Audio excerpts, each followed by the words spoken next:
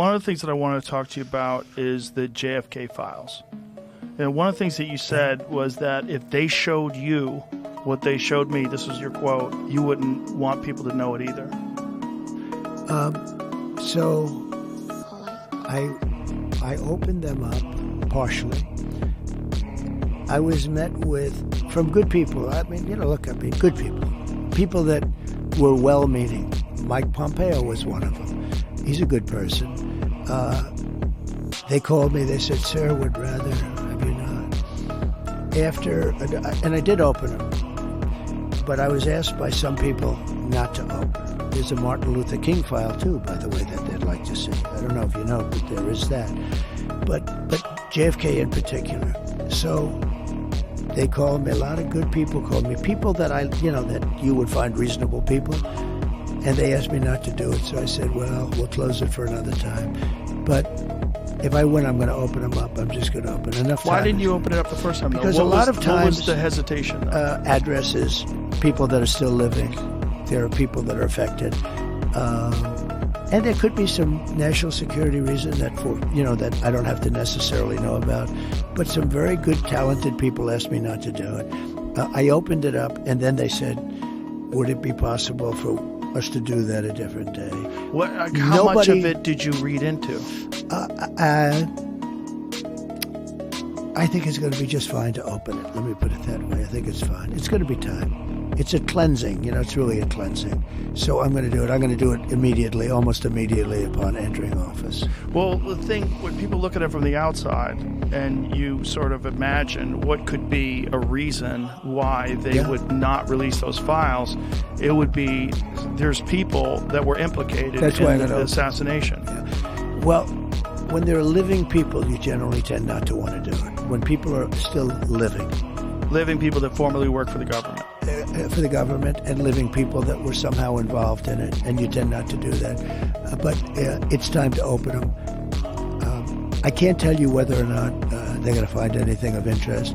And I did partially open. I think I've opened 50%, but I was asked not to do it, and I thought that was a reasonable ask. But now I'm going to do it. I'm going to do it very soon.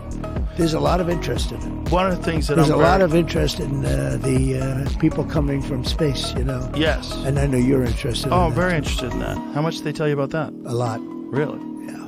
What'd they tell you? How much can you tell? So how's that work? Is it like super I top think secret? I can tell, Tell me. Well, based on Hunter Biden, I can say whatever the hell I want, right? But no. But I interviewed a few people. It's never been my thing, I have to be honest. I have never been a believer. I have people that Area 51 or whatever it is. Mm-hmm. I think it's the number one tourist attraction in the whole country or something. Area 51 in Las Vegas. Do you know that, right? Sure. I know what it is. So anyway, but it's a big tourist thing. So I interviewed jet pilots that say they saw something. If you saw them, you'd love to have them as your I've had son. a couple in here. Commander David Fravor. Yeah. I had him in, who had that sighting in 2004. Very compelling with video evidence, radar evidence. Ryan Graves. I don't believe his name, but I interviewed jet pilots that were solid people. Perfect. I mean, great pilots, great everything. And they said, we saw things, sir, that were very strange. Like a round ball, but it wasn't a comet or a meteor.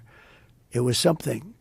And it was going 4 times faster than an F-22, which is a very fast plane, And it was round, which is, in theory, a great shape. So when you were talking to these people, was this something that you were compelled to have conversations about? Was this your personal interest? No, a little bit. It's not a great interest for me, but it's a little interest.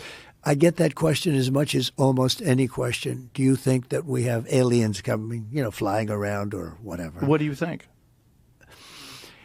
There's no reason not to. I mean, there's no reason not to think that Mars and all these planets don't have life, because Mars, we've had probes there and rovers, and I don't think there's any life there. Well, maybe it's life that we don't know, but maybe there was life there at one point in time. This is a speculation about Mars, that Mars had an atmosphere at one point in time, a long time ago, that could support life. It also had large bodies of water, but we've had no evidence of even bacterial life that exists on Mars. But universe not is been a pretty big vast. thing for me. I mean, when I looked at what China did to this, they would have never done it with me, where they put the balloon up, and a lot of people thought, for a little while that was Right. one of these things. So, Well, that's a lot of the speculation too, that some of these drones that hover over battleships, that these are Chinese drones, and that they're not UFOs. They could be also. There's some super sophisticated. But I did interview, let's say, 3 or 4 guys and without tremendous interest, if you had them, as I said, you'd love to have them as your children. Solid,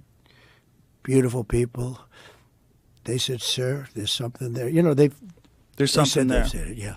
Yeah, I've talked to quite a few of They're them. not conspiracy guys. Well, I mean, just the Commander David Fravor thing in 2004 off the coast of San Diego, they clocked that thing going from 50,000 feet above sea level to 50 in a second. Yeah. They don't know what it is. That's tough to beat. Yeah, they saw something in the water. It was hovering over that something that was making a disturbance in the water. They got video evidence of this thing. 2 different fighter jets with pilots in them saw it. There's, visual evidence, photographic evidence, video evidence, radar evidence. Whatever the hell it is, it moves in a way that would turn a human being into jello if they're inside of it. The G-force, no one would survive. Oh, so like, what is that? And we don't. It doesn't have a heat signature. They don't know what their propulsion system was. But when you fly in some of these jets, these pilots have to be in great shape. Oh yeah, I flew with the Blue Angels once. Yeah, yeah, I got to fly. I guess and it's those an are FA-18, and those are older machines. And they're crazy. When you fly in some of these things, oh my it's God, amazing. Yeah, but yeah, I can imagine. You got to be special.